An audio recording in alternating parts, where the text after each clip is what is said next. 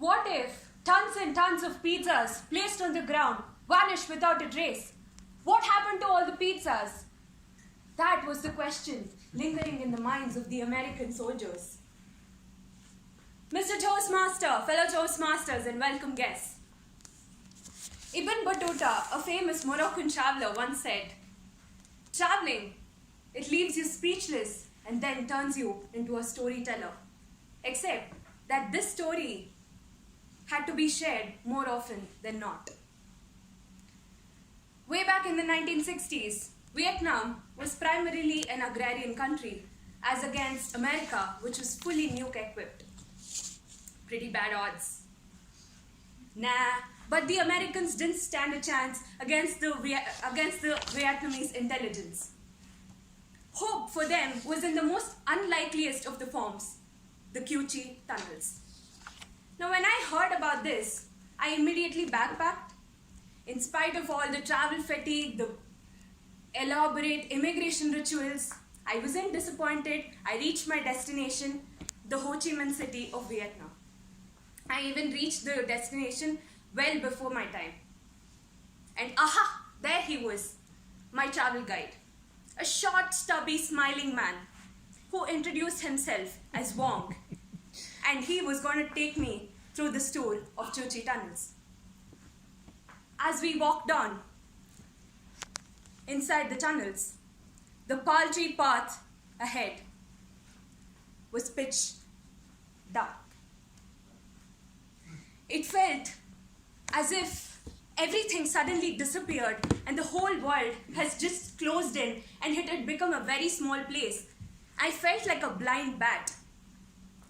The air was such that it gave me a chill down my spine. And the place surely reminded me that it had an eerie past. The mud had a very foul smell, and it had a smell that was blood-stained. Now, as I walked on, yikes! There was something that crawled past my leg. Now, this place was really giving me the chills. I told Wong, I really don't want to do this. I just want to go back. But then we walked on, and there was lights at the end of the tunnel. It was as if there was another world inside that world. As I walked on in awe, I saw there were the remains of scores and scores of villages with flourishing settlements. That Quichi tunnels served as hiding spot during combat. It served as communication and supply links, food and weapon caches, and there were even hospitals, schools that were built there. There were even hidden beneath were underground schools, and there were even places where couples got married and they met in private, like rendezvous, literally. There were even theaters where performers entertained with a song and dance. The Vietnam soldiers protected the people during the night and fought the enemy during the day. This sublime world was just dug up with bare hands and with very primitive tools, which spread across 121 kilometers and 70 feet in depth. That, fellow Toastmasters, was the architectural brilliance of these, after all, uneducated villagers digging out the sublime world. I thanked Wong as he kept on telling me stories, and I listened to him like a curious child. And then, it was evening. I didn't even realize. I thanked him for taking me through this amazing tunnels.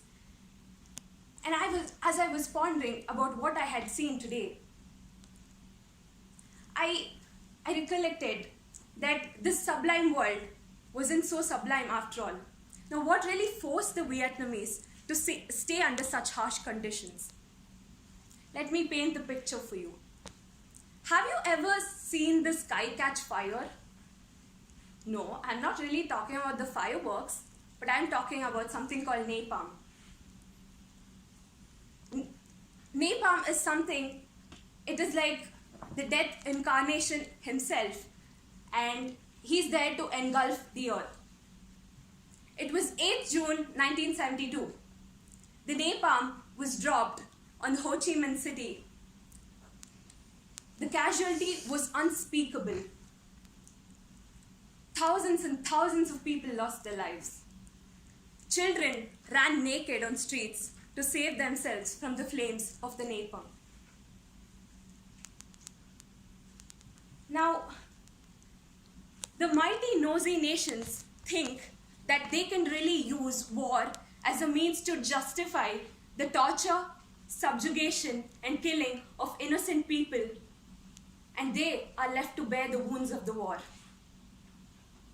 But this really didn't deter the Vietnamese. They came out really strong. They dug up the Quichi tunnels, or the Quichi tunnels. This was not just done in a day or by a single person.